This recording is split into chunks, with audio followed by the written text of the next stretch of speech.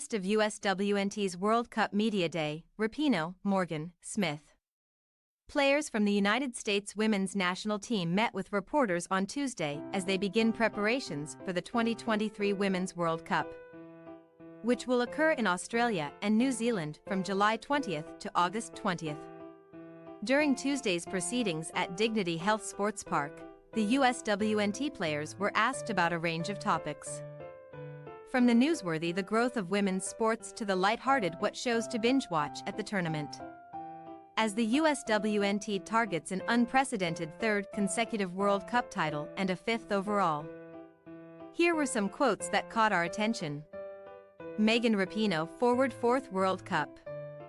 On the perception of women's sports going into this World Cup. I think, just in general, women's sports right now feels like we're sort of out of just the dogged fight phase. Not that there's not a lot still to fight for.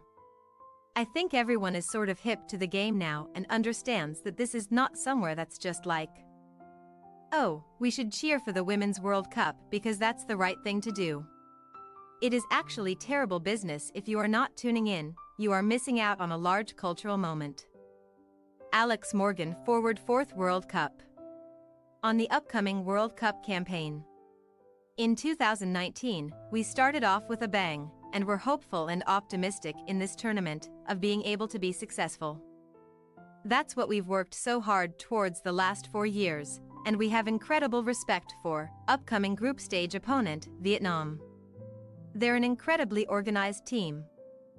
And we can't overlook our first match of the tournament. Sophia Smith, forward first World Cup. On the musical taste of her veteran teammates.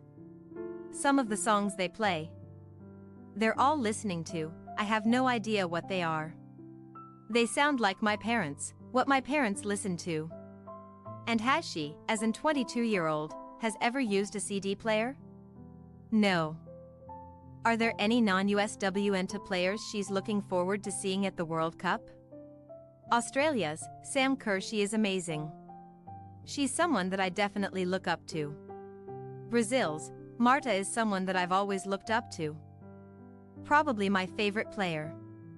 On her photo as a little girl with USWNT legend Abby Wambach. It's just surreal. Surreal. I was one of those little girls who I see out at our games every day. Just hoping for someone to say hi to me, someone that I looked up to. So it's pretty surreal, like a full circle moment. Naomi Germa, defender first World Cup. When she tried to tell her family she had been selected for the World Cup. I tried to do a group FaceTime in our family group chat, and no one answered, like, are you kidding? And then my mom called me and was like, did you just try to call us? Yeah. Mom. I made the roster. So I told them all separately because no one got on the call, but they were so excited for me. On her social activism during college and the connection to the USWNT. I think me being at Stanford and speaking out about important social justice issues was a big result of me seeing the national team doing that. And I think being able to have them as role models growing up and seeing how they used their platforms inspired me. Poking fun at an older player like Alex Morgan. We were joking about MapQuest, and she, Morgan, was joking about how she used to read the maps. She would pull out the actual map to get to games. Emily Fox, defender first World Cup. What show is she planning to stream during any World Cup downtime? I'm going to watch. I've been waiting to watch Ted Lasso, hopefully for this moment. So there's 3 seasons, so I'm going to be watching that during the World Cup. Is there a player she modeled her style after? For my game and who I want to emulate, I really like Oleksandr Zinchenko. He plays for Arsenal and he also he's an outside back, but will play in the midfield too, which I love.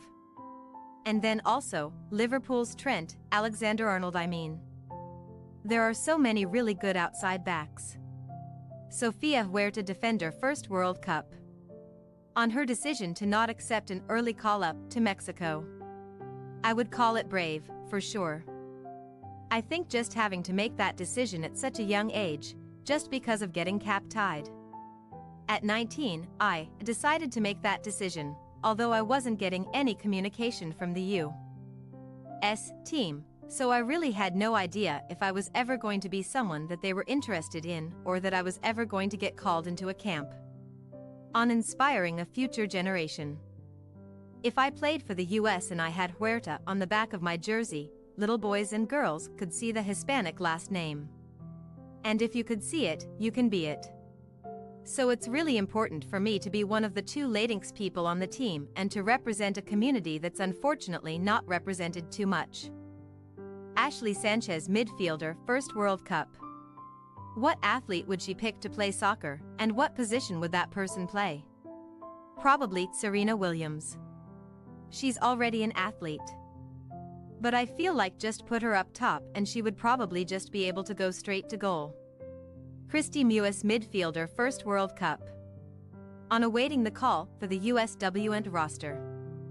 I've had a great career, but I think that this is something that my 8-year-old self always wanted.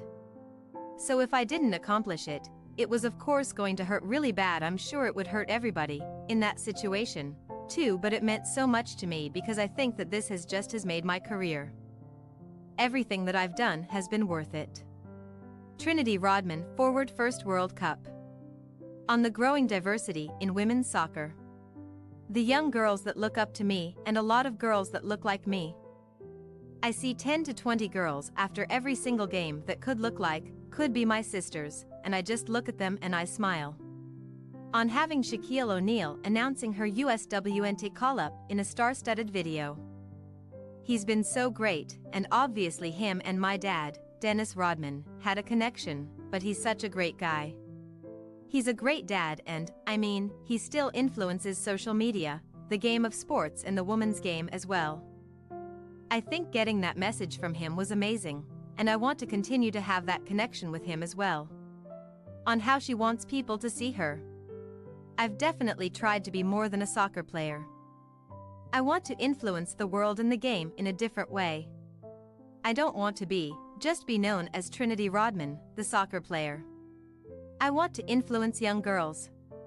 I want to be a face and a name for women of color. Savannah DeMello, midfielder, first World Cup. On being selected to the World Cup roster despite not yet appearing for the USWNT. I think I've been putting it in the back of my mind. I'm not really looking to that right now.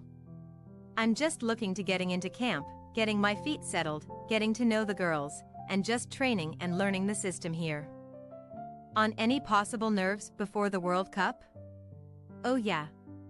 Very nervous. Thanks for your watching. Don't forget to click the subscribed button and hit the bell icon for more.